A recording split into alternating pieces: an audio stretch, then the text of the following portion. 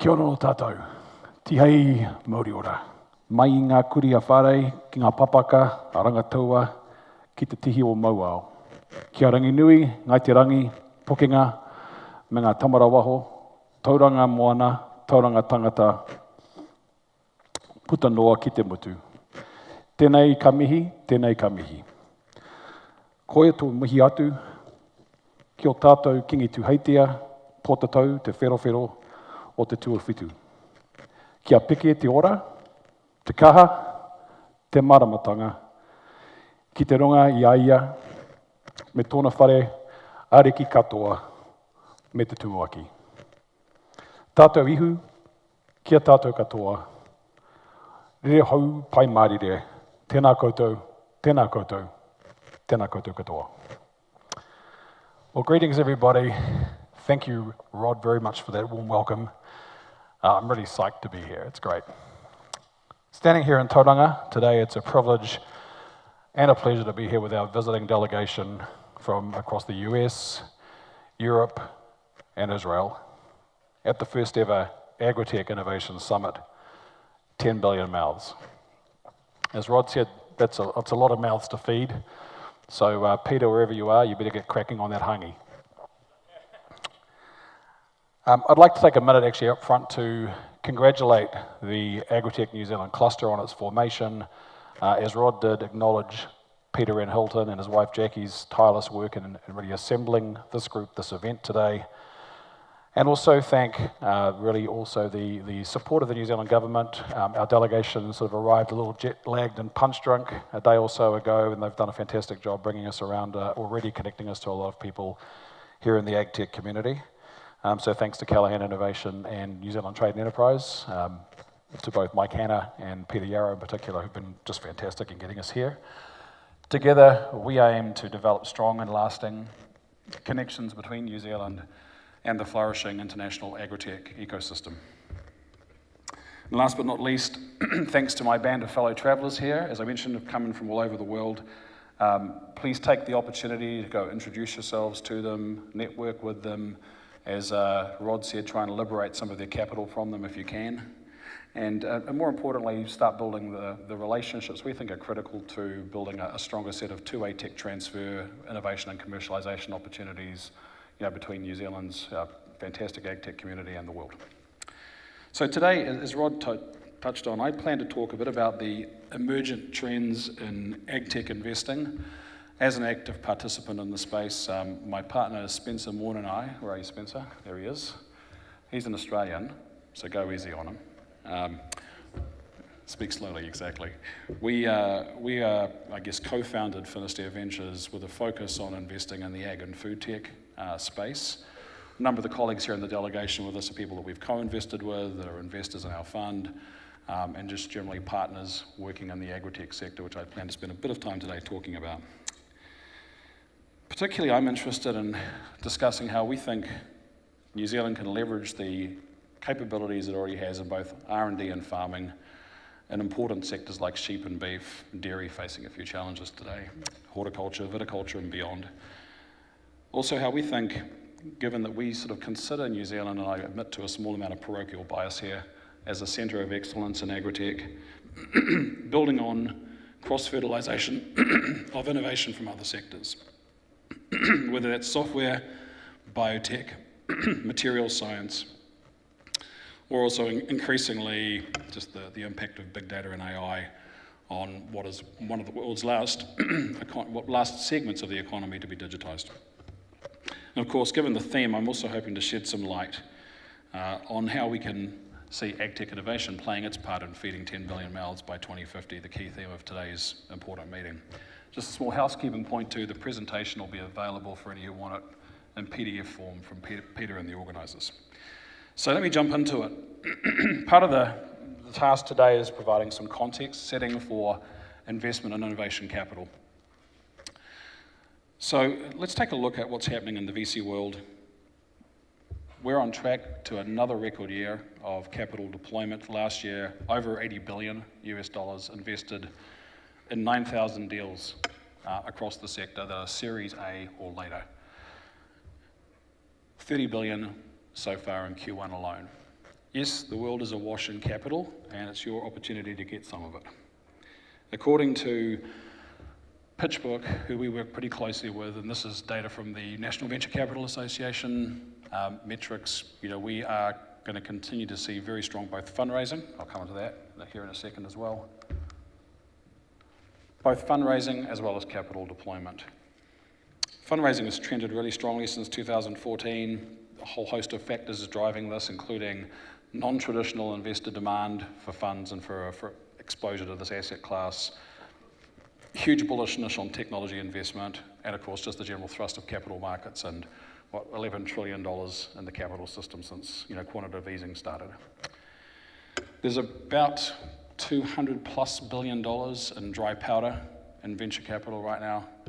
So that capital available for investment is seeking a home.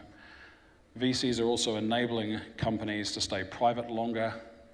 You've seen the rise of unicorn investments. There are roughly 40 unicorn billion-dollar-plus companies in fintech alone. And so what we're also seeing is that the exit timeframes for investments are longer, but that's mostly because companies have the capital if they are high margin, high growth, and successful to stay essentially private longer. The other thing we're seeing, of course, is as a result of this exit deferral, is that companies have the option to raise a lot of capital without going to the public markets. James Freeman, who's the CEO of a company called Blue Bottle Coffee, that some of you, given the number of premium food fans there are here in the audience, would have seen. He commented recently that going public is the only way to go to hell while remaining alive. With listed companies declining as a total percentage, year on year, there's about 3,000 on the NASDAQ right now. Exits aren't reliant on public markets, and food and agritech sort of really underlines that perspective, where we see M&A activity continuing to be the main way in which companies will get out, in which investors will get their money back.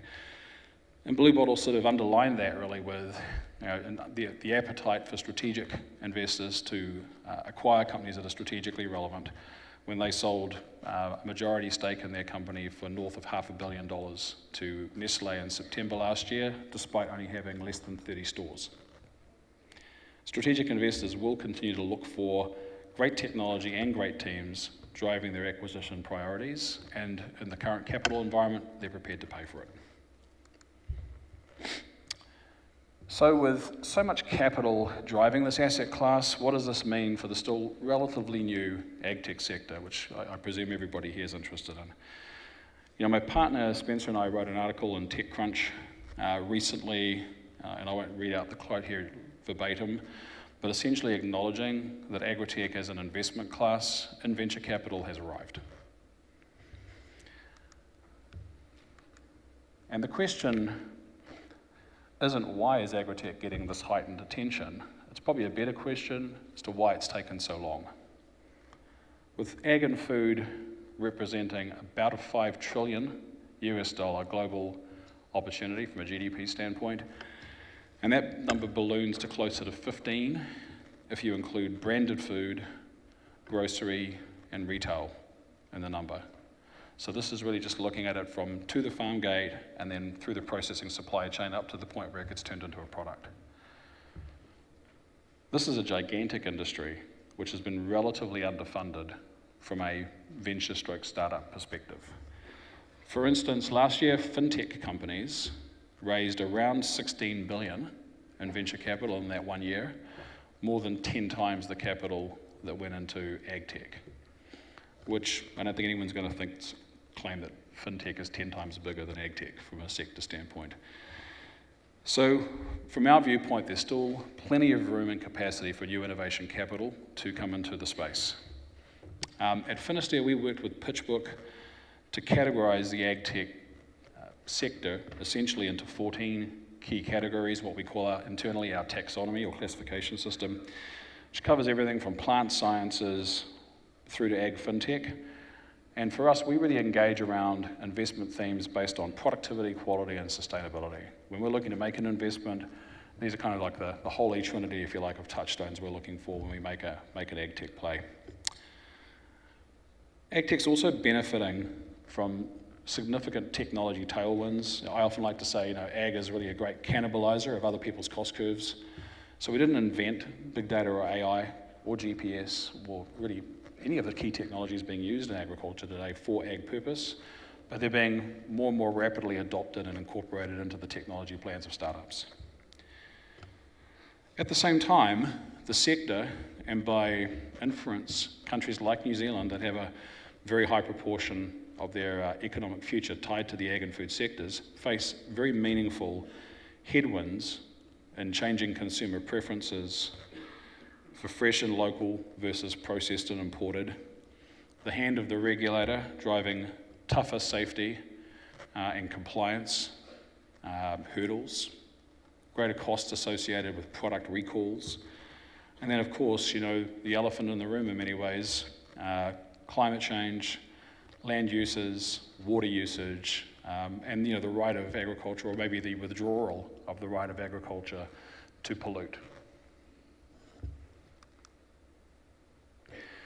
So agritech innovation is really at a tipping point. Investment in the space has never been higher. Last 4 to 5 years, we've seen in excess of $4 billion go into farm gate level technologies alone. This does not include premium food or alt proteins that were on Rod's list. This is just, let's call it farm tech. The number of investors, institutional investors playing in the space has increased rapidly year on year since 2013. There are close to 400 unique funds, corporate venture investors, ultra high net worth family offices, investing in the space. To quote my buddy Spencer, the sector is crushing it.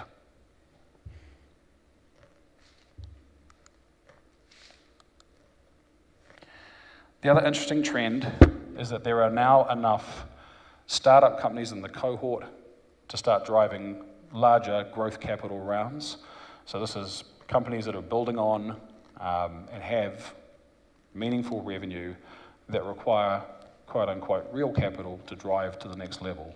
These are companies raising what we would call Series B investments. In our portfolio, the companies doing that are raising anything from 15 to 25 million US dollars in a round, which to do something similar here would probably involve you listing. None of these companies are going to list. They're going to keep staying private and raising bigger and bigger rounds as momentum and the results justify making that kind of investment. So just something to think about. So round stages are getting larger. There's more capital flowing into them. There's still a very large pipeline of early stage, seed and A stage companies coming through. But by our estimation, AgriTech deals in the US, Israel, and EU top around 750 companies that have received Series A funding. And looking into our taxonomy, if we break that out into where's the money gone, last year the big winner was crop protection, which raised over 850 of the 1.5 billion, indoor ag, and then marketplaces and fintech. Together, these 3 segments actually represented 90% of the venture capital deployed. It's contrasted really with, if we go back to 2013, post the Climate Corp acquisition by Monsanto, which is really what kicked off this latest wave of investing in the space.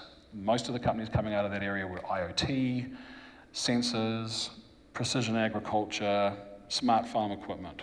So even in the last 5 years, there's been quite a pivot in terms of where investor dollars are going. It's not to say those other sectors are in trouble or being pulled back from. It's just that that first block of companies are now maturing and are now having to raise their next wave of capital. We think digital will see a lot more activity over the next 2 to 3 years, but a lot of that will be consolidation and new capital coming in to really build category winners. It's also a trend we see spreading beyond the US, so we're seeing significant investment and uptake in LATAM now as well. And Spencer and I think, Australia and New Zealand are absolutely fairly and squarely poised to sort of join this, elite club, if you like, of centres of excellence in agritech. So with 4,000 plus VC financings since 2007, there's now also a shortfall of growth capital. So we're also now starting to butt up against private equity firms, typically looking for very different metrics in companies, but nonetheless, we're seeing a lot of outreach and interaction now between the private equity space, which, if I look at New Zealand, my observation, admittedly not having lived here for more than 15 years, but looking at the sector here, is that there is still a very big hole in the venture space, but there's quite a few very well set up and thoughtful PE firms, both here and in Australia, playing in the market here. But there's this hole around the venture and the growth capital space. But the good news for investors like us is that there are no shortage now of innovation-driven, maturing companies to put our capital to work in. Perhaps the challenge for seed and early stage companies is that the hurdles are rising for you because we've got choices further up the chain that are actually more mature. So you've really got to bring your A game if you want to get funded, and that's the short takeaway. I won't go through this eye chart, but this is just to give you a sense of the scale and range and diversity of companies that are out there, a couple of them Kiwi ones that we've funded, that are on the radar essentially of leading cohort companies in AgriTech across the different categories and sectors that I just talked about.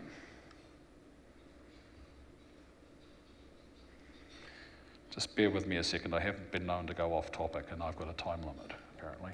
Otherwise I watch the clock tick down. Let me go to the consolidation cycle, here we go.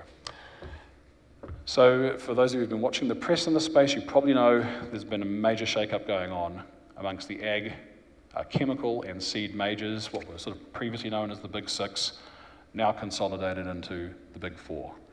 I won't really belabor the point going through each of these, but just to note that this is set to be a very, very interesting period for startup companies seeking to engage with the industry giants. Crop protection, digital, and seed will continue to be cornerstone areas of investment interest for these players because that's their business today.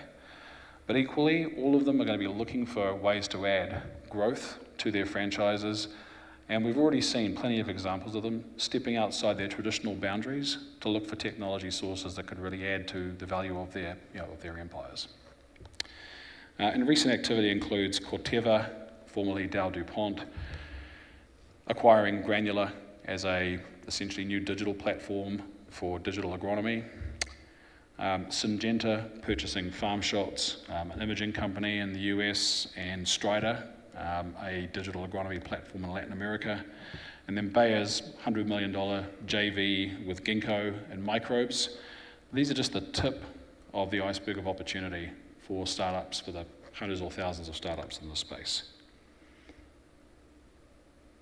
Interestingly, Spencer and I were just in Israel a couple of weeks ago at their Ag and Food Tech Week, and it reminded us actually that there are also plenty of opportunities in areas that perhaps aren't as obvious. For example, we met with a company called Equinom that's tackling the development of higher yield sesame. And I didn't know that sesame, I've been in this space quite a while, I didn't know that sesame was an $8 billion a year crop. But it's considered an orphan crop by the majors, and I'll take $8 billion worth of orphan crop anytime. It's really pretty exciting, the opportunities. And as sort of Adrian Percy from Bayer, who's here, said yesterday, the gaps or the spaces between the major categories that are there to be exploited by emergent startup technology companies, including those here in New Zealand. And just our observation that we're seeing more technology companies of quality in this area in New Zealand than we've seen before. Spencer and I were here 2 years ago with a delegation really doing more of an education exercise. At that time, we didn't have companies like Biolumic on our radar screen. We met Invert, but they were very early. Engender, Robotics Plus that featured up here in the video before. A massive amount has occurred in the last 2 to 3 years here. And I really feel like New Zealand's poised to take advantage of this big opportunity in capital and connections that is taking place. So it's definitely time to get your big boy or your big girl pants on and go get the capital. The other interesting trend here, and Derek Norman, who's not here on the delegation, but leads the venture capital business at Syngenta, made the observation recently that for the first time, innovation capital coming from the startup world equals or even exceeds the same type of capital available amongst the majors. That's happened in plenty of other sectors, but it's the first time that it's happening in ag and food, with pretty disruptive effects. And so, as we sort of think about what does that mean to the majors that I referenced earlier, and frankly also to supply chain players like the ABCDs, the Bungies, the Cargills of the world. Losing a market share point when you've had consolidation is way more painful than it was when there was a bigger number of players in the space, and especially when you've leveraged, as Bayer did, north of $60 billion to buy one of your biggest competitors. So technologies that potentially disrupt market share are poison to these companies. And this is the sort of poison you want to feed them. So when you think about the opportunity for really building towards very large, and I'm not talking 10, 20, $30 million exits, I'm talking 300, 500 billion dollar plus exits, you've got to have the big game in your sights. That's what we're interested in funding. Speaking of which, AgriTech is being redefined. As we're fond of saying here at Finistere, AgriTech is really a horizontal comprised of many verticals. And when we first invested in Plenty, along with our friends at Innovation Endeavours, really vertical farming, indoor farming was sort of seen as a little bit of a kind of novelty business and not really serious in the venture world. But interestingly, Plenty isn't just producing fresh produce that was picked 24 hours ago before it gets to you. They're accelerating the pace of plant growth, capturing more data points in a year than you can capture in 20 years outside, and looking to unlock pent-up demand for fresh produce by making it no longer seasonal and no longer imported, but making it local and available on demand. The market growth opportunity is estimated to be around $230 billion US dollars.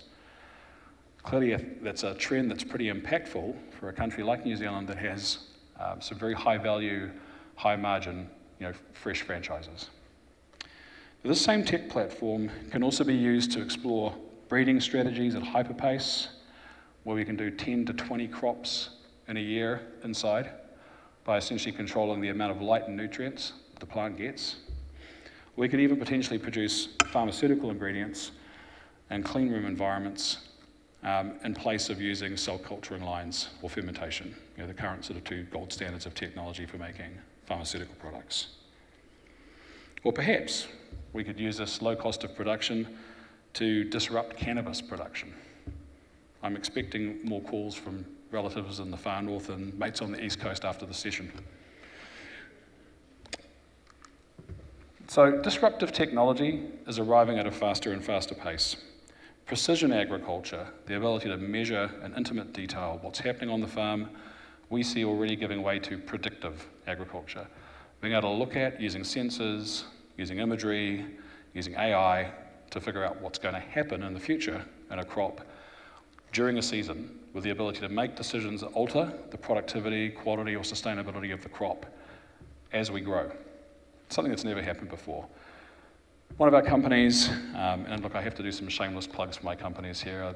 I'm told this is being a live stream, so they're probably watching. Tyrannus is one of our companies out of Israel that's developed what we think is one of the ultimate ag imaging solutions. So we can take satellite data at 3-meter resolution, we can take aircraft data at 8-centimeter resolution, 140 times better than satellite, and then we can take drone-based imagery at 0.5 millimeter, another 140 times better than aerial. And how does this work?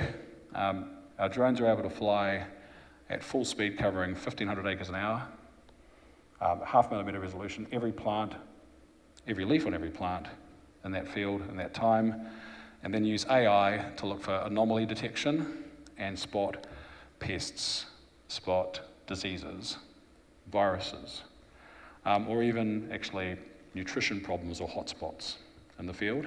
Instead of sending tons of people out to try and visually inspect the field, we can fly it, inspect it digitally, and then focus the attention, Google word search, tell me where the weeds are.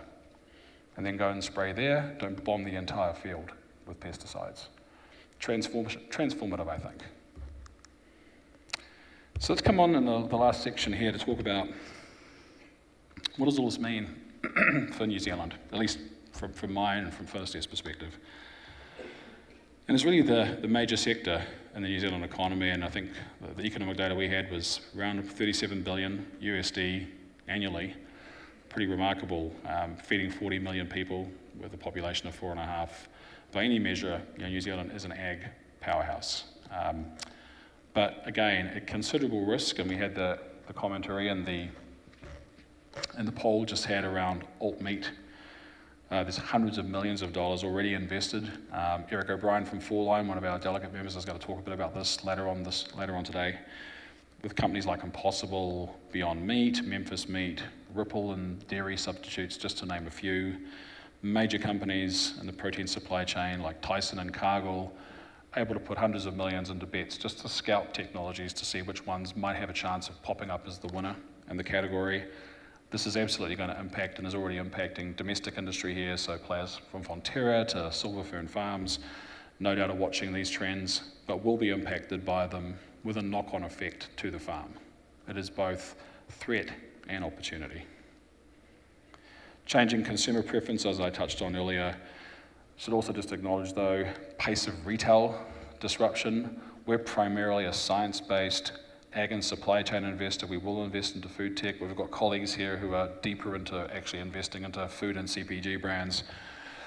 They're seeing this effect, whether it's Amazon's purchase of Whole Foods last year, the recent Ocado deal in the UK with Kroger, meal kits and e-commerce food solutions raising billions upon billions, and then also essentially personalized nutrition and the connected kitchen coming to the fore. We have a company called Innit in our portfolio that's focused on that space, with essentially recipes and meals being driven by smart appliances with people like Bosch, LG, Whirlpool, etc.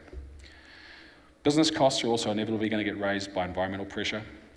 We're seeing that with legislation on water use globally, with nitrate and nutrient runoff into public waterways, with the European Union and EU Commissioner Phil Hogan signalling that there will be essentially a focus on the CAP, Common Agricultural Policy, being tied to improved environmental outcomes, which is a first.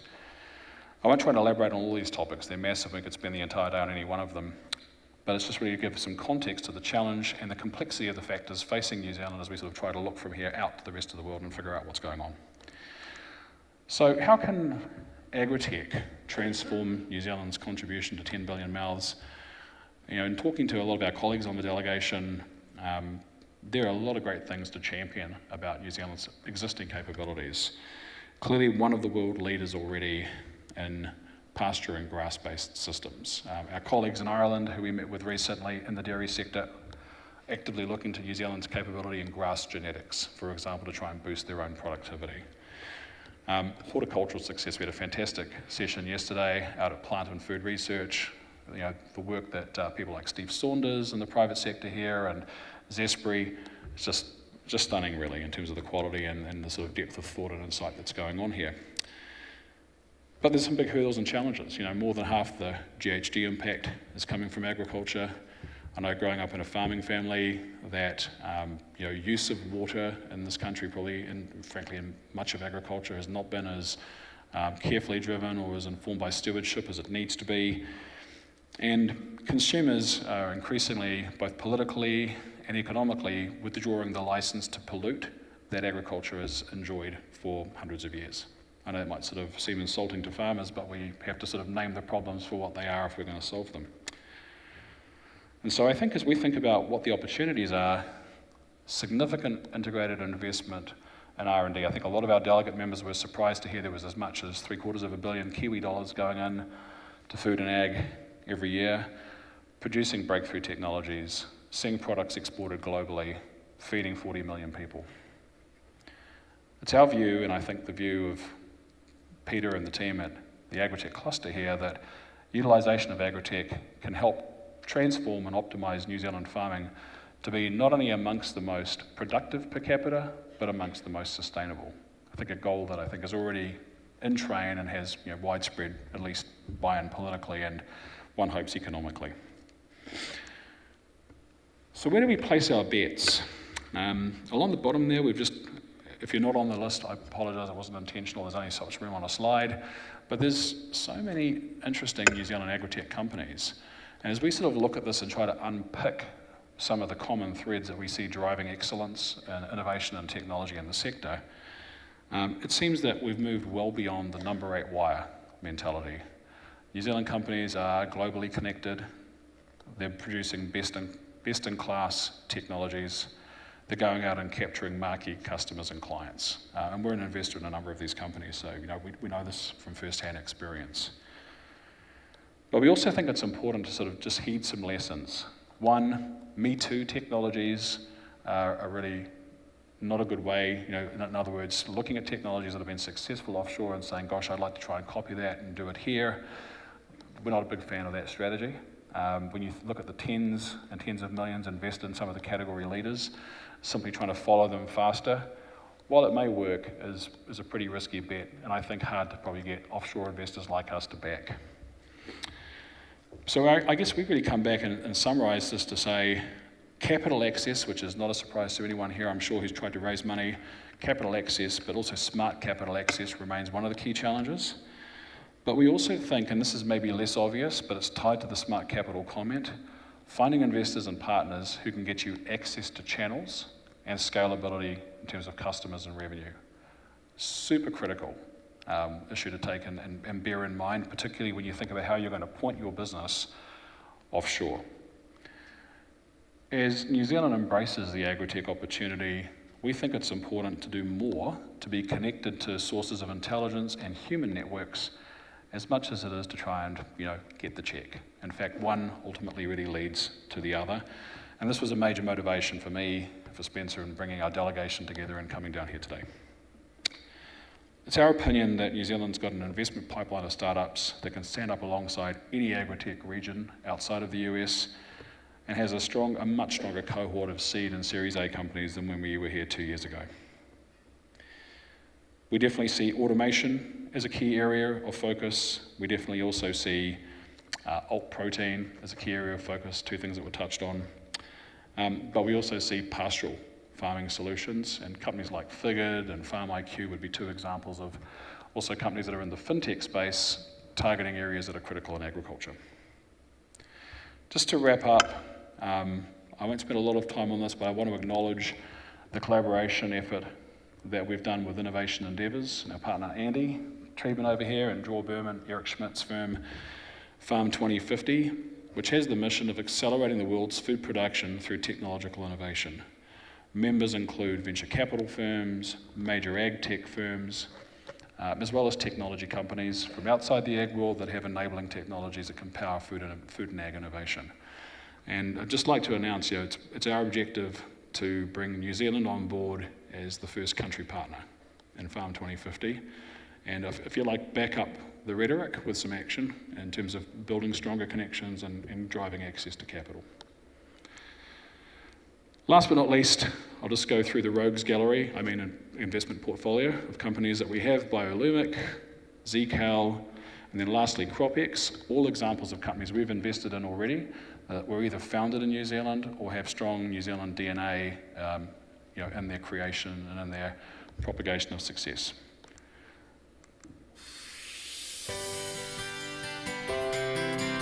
There's a vast amount of untapped data below the surface on every farm. Data that has the potential to change how we grow our crops and pastures, and in turn, how we conserve our resources and feed our growing global population. Introducing CropX, a platform that delivers the soil intelligence today's farmers need to reduce inputs, improve yields, and meet tomorrow's global food demands.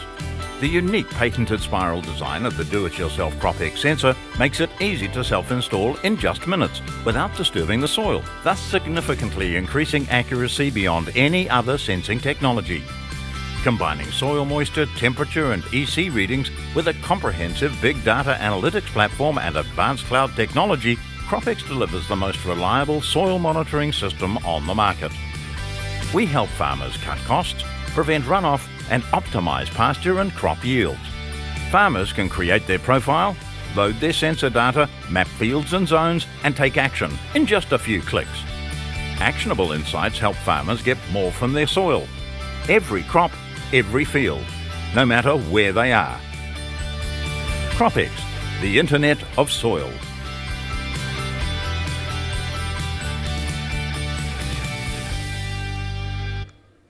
I have to thank Toma for getting that translated into Kiwi, by the way.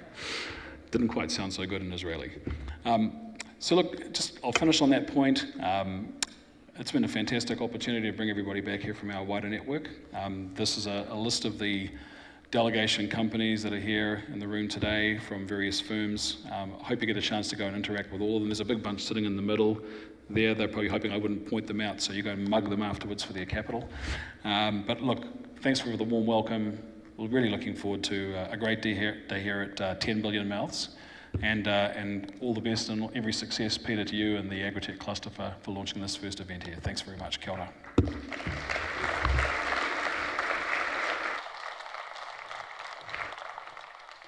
That's great. Thank you very much indeed, Arama. Now we're going to head over to the settee over here, the couch. Okay, sure. We've got a couch session coming up. Don't worry, it's not going to be too bad. Okay, right. But I've got a little challenge, which is I've got to keep talking until a tech person comes and adjusts the back of you. Now, this is not because there's a virtual Arama here.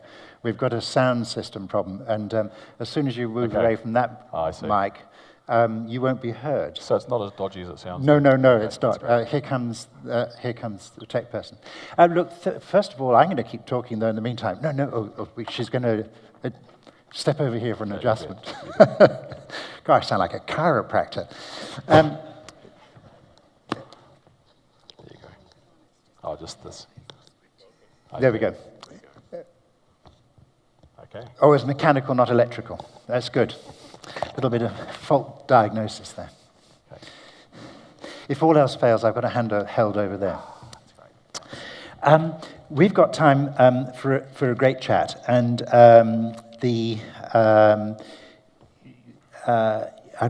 there's so many places to go with this. But let me just jump straight in and ask you a question about the very big VC landscape you've painted there. This is clearly quite different from the past, where Silicon Valley dominated, both in terms of the technologies and the culture of Silicon Valley. We're obviously seeing now a much more diverse VC landscape by geography, culture, and technology. Would that be the case when we're looking at AgTech? Yeah, I think broadly that's correct. We're seeing technology out of other locations because we specifically set out with a mandate to look for tech out of the centres of excellence. So we have an office in Dublin, we've got a presence in Tel Aviv and Herzliya, and on our radar screen is to do more here. When I say here, New Zealand, but also Australia. Spencer's been doing a lot of work with CSIRO, for example. I would still say it's true that just numerically, the bulk of capital is coming out of the United States and out of California. So we are very much a West Coast VC firm that happens to be in food and ag, just in terms of our temperament. But it's also part of our mandate to invest outside of the US. And we're seeing, for example, we were in France just last week and talking to one of the leading VC groups there. I was blown away to find there were like 400 agritech startups in France, most of whom we'd never heard of, even though we're in the sector. So it's definitely way more diverse than you would sort of maybe traditionally think. Agritech and food, that is. Yeah. Yes, and some extraordinary players in there. I was particularly struck by the Plenty side, where the name Bezos and SoftBank turned up on the same slide with Plenty. Those are obviously, well, especially SoftBank with its $100 billion new fund. So they're bringing some real Silicon Valley VC disciplines to these technologies. Well, yeah, and I think you've seen a rise of funds like those. Andy's group, Innovation Endeavours, it's backed by Eric Schmidt. Bezos Expeditions is Jeff Bezos' family office, looking to invest in areas that Amazon's not in, which is a smaller and smaller group. That's right. But the rest of the world. But no, I think we're also seeing family offices. We were just in Europe talking to a number of groups. Maersk's family office, that's obviously a huge supply chain player, doing work in this area. So it's becoming much more diverse. And I just think if you look at the delegate group, we've got ag majors like Corteva and Bayer in there, but we've also got Microsoft, we've got Ireland's Sovereign Fund on the institutional side, groups like Midland Capital, Scott Horner, Kirk Haney, who runs Radical, which is an acceleration group we co-founded. I mean, we can't keep track of the number of new players that are entering the space. That's the level of velocity. Whereas I would say 10 years ago, we could name everybody investing in the sector. We can't even name the ones that joined last week. Yes. At this point. So it's a different world. Let me just dive down into one sector that is very much on our minds in New Zealand, which is dairy. So we see some extraordinarily large investments by conventional dairy companies. I'm thinking particularly of Danone's investment in Whitewave. Whitewave, yeah. But then how Danone seems to be spreading the mindset and some of the approach of Whitewave more widely through the whole of its business. So is the conventional dairy sector around the world starting to really hook into these very big technology changes? Yeah, they are. I mean, we visited DFA, Dairy Farmers of America, recently in Kansas City, largest dairy co-op in the world. With Glanbia last week in Ireland, Ireland's largest dairy cooperative. Everyone's got an innovation focus. It's not a case of, should you do it now? I think it's moved out of that discussion in the boardroom. It has at Fonterra, of course, as well, LIC. You in a way cannot afford as a major corporate to miss out on the next trend or the next wave of innovation coming in your sector, because to do so could be a category killer, not just a sort of mild inconvenience or a bump in the milk price, but something that puts you out of business. And it might sound a bit dramatic, but I don't think so, actually, not from where we're sitting. But I want to make a very crucial distinction. Yes to innovation, because we're seeing, for example, Fonterra doing that, but it's innovating ways to use very conventional milk. Sure. So the distinction I want to make is about the innovation that threatens that conventional milk from a cow. Yes. Do you have a sense of where we sit in New Zealand, as our dairy industry sits, looking at that very, very big shift about the threat to the milk itself? Probably going to offend some people here. Fat and happy. They're complacent. Yeah. So, no, not at the cutting edge at all. And so I think from a standpoint of thinking about innovation and investment in that area, Fonterra had an opportunity 20 years ago to start down this track, and we're still selling pretty much the same product mix from a global standpoint as we were. Now we've gotten bigger. I was talking to Glanbia about this, where they were, Ireland's at 5 billion litres and New Zealand's at 20. So we've absolutely had huge growth from a volume standpoint. But look, selling infant formula to China is not innovation. It's a logical product extension, but it's not innovation in the sense that we would think of it. So I think the challenge is there, though. I mean, such amazing capability and research here. Some of the world's best farmers on grass. The opportunity to do more with that product set is absolutely huge.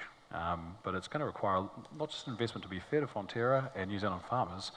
That investment just can't all come from that source. It also needs co-investment. It's not a mistake Danone bought Whitewave, which had been spun off out of Dean Foods, because they had a product portfolio that they couldn't have created themselves. So they bought rather than built. So that might be part of the equation or formula. In fact, I think it is, because small startup companies are better at innovation than big ones. And so the opportunity for big players is to support those companies, which Fonterra is trying to do with their venture group, and then invest in them, acquire them. But that landscape needs to be global. New Zealand's 0.3% of the world's GDP from a ag standpoint, and so even if we were punching at twice our weight, we're producing less than 1% of the innovation spend going on in the sector. So looking more broadly externally, which, by the way, Kiwis have always been good at. So I mean, I'm optimistic, but I think it's probably fair to call it what it is. Yeah. Radically switching scales from those very big companies down to New Zealand early stage agritech companies. What would be some of the sort of very core advice you'd give them about the way they're going to best hook those international VC firms, and crucially how they can best validate their technology in offshore markets? Yeah. Actually, sort of touch on one of the reasons we've been building the Farm 2050 network. We have a lot of firms that we're either investing or colleagues are investing in that are largely in the Northern Hemisphere. There's a great opportunity, we think, to do more testing. Actually, one of our companies, High Fidelity Genetics, is doing a lot of its Southern Hemisphere work in Chile, in corn. But for example, if I was doing something in the dairy tech space and I was focused on opportunities in the North American or in the European market, I'd want strong collaboration partners in the Southern Hemisphere. You know, that two-way tech transfer, so not only essentially getting New Zealand tech out of New Zealand to the rest of the world, but getting the world's best-in-class technologies deployed early here, which, by the way, in other sectors we've done. And I was explaining to one of my colleagues that, you know, when he asked if he could pay with a credit card in a taxi, I said, you know, we had that 20 years ago. It's not New York. So when you think about that ability to do two-way tech transfer, I think that's a huge opportunity for us to focus on. But the other thing I think is, you know, again, not to offend anyone here, but government needs to do more. I think the level of R&D spend, relatively speaking, is still below the OECD. 12.5% tax credit will help, but when I look at what we see in other markets that we're active in, like Israel, Europe, Canada, you know, there's a lot of competition for the innovation dollar, and so doing more to support that, particularly since there isn't a venture capital community here to bridge the gap, is I think, a big opportunity, but also a big threat. Yes, thank you.